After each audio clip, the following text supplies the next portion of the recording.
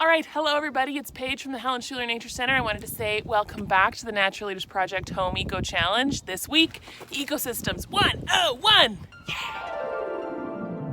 It's the Natural Leaders Project Home Eco Challenge. All right, so this week we're talking about ecosystems. Now, you've probably heard the term ecosystem before, like 1 million, 2 million times. But this week, over the next couple of days, we're really going to dive deep into figuring out what exactly like a healthy, resilient ecosystem is and what it means for our daily life. Now, it's pretty easy to assume when you think about the term ecosystem, you think about something like this. Whoa, yeah.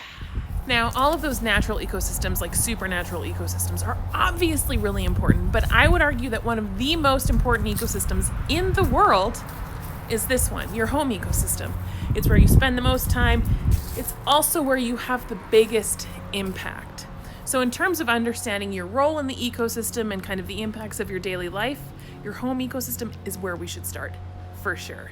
So what is an ecosystem? This is an important definition to understand. An ecosystem is all of the living and non-living things in an area and the interactions that they have, the systems and processes that actually connect everything together. So what counts as an ecosystem?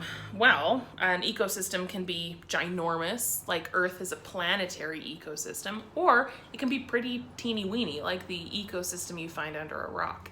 It doesn't really matter the size of an ecosystem. The idea is that it's just like an imaginary line you draw around a space and call it an ecosystem. Bada bing, bada boom.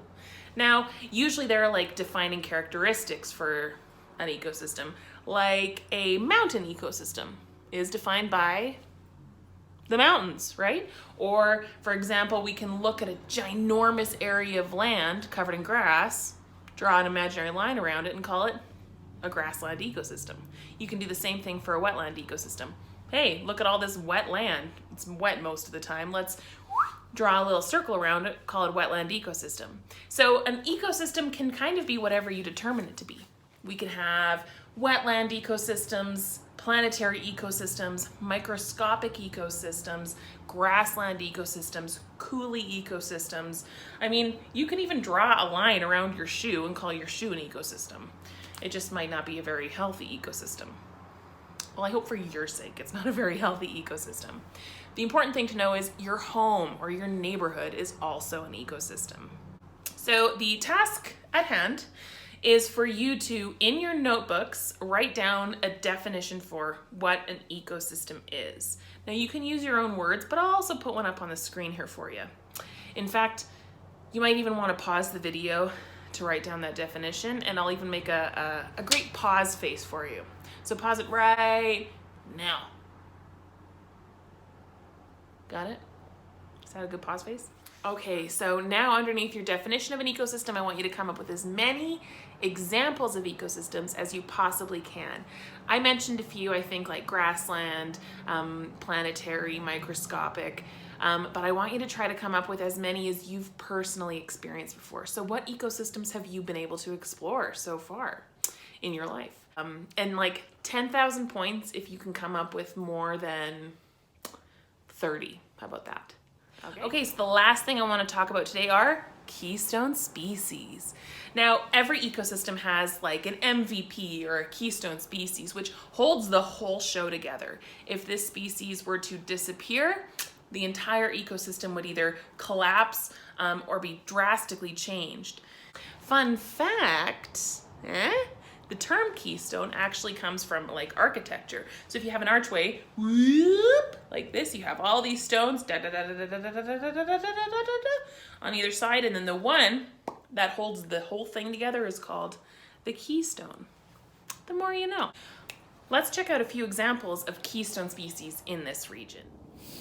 All right, so a keystone species in this region is obviously the buffalo or bison. Now, the reason why I'm laying in the grass is because bison played a critical role in grassland management. As they would move across the land, they'd munch the grass right down to the base, and they would actually pick up and clear the land of all this gray dead grass. We call this thatch. So as they'd move across the land, munching and crunching, they'd also be taking in these really deep, big breaths. And with that, all of the microbes from the soil and different seeds and things like that would get sucked up into their nostril cavities. So as they're walking, doing their thing, well, eventually those great big buffalo tongues would come up, scoop out their nostrils, and swallow the snot down into their first stomach, because like cattle, bison have 4 tummies. Anyway, so in that first kind of stomach chamber, all the bacteria and the microbes and things like that they'd actually swallowed through their snot would help them to break down all this like rough grass that they'd actually been ingesting. And so, clearing the path, clearing the land behind them, they'd walk on forward, and as they would actually like process the food they'd eaten, they'd poop out some of those microbes and seeds and things like that, and actually help to fertilize the land, this like fresh, new kind of grazed land, as they would leave. So it wasn't just about eating the grass, it was also about redistributing really, really critical microbes and seeds and things like that all across the amazing grasslands. Now that's a keystone species. All right, another amazing keystone species is the cottonwood tree. Here in the Lethbridge River Valley, cottonwood trees provide shelter, shade, much needed food source, and of course, the critically important fresh air, right? So here in the Lethbridge River Valley, which is a riparian ecosystem, fancy pants science word, a riparian ecosystem is an ecosystem located right next to a body of water, like our buddy, the Old Man River here. Let me turn you so you can see. Boop, boop. Old Man River, another amazing keystone species is this little bud right here. Little beavers. So this is a beaver lodge, boom, boom. This, whoop, is like a little marker, essentially. It's kind of a way of like declaring, I hereby do declare this is my lodge. So beaver are amazing keystone species. They're basically like water and land engineers, and they help to construct habitats for all of the other things in the ecosystem. In fact, beaver, well, they're basically like what I strive to be in my life. I want to be like the beaver, you know? I want my life and the actions that I take to reinforce and have like a positive impact on the ecosystem. And that's basically what these little buds do. Thanks, little buds.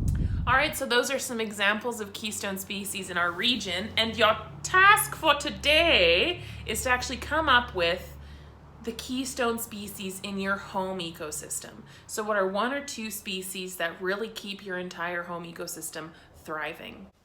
All right, so once you have your keystone species picked out, now I want you to do something kind of interesting with them. First, you need to like determine, okay, why is this a keystone species and what are some of the specific ways it helps out all the other things in this ecosystem? And then with that information, I actually want you to create what's called a shape poem.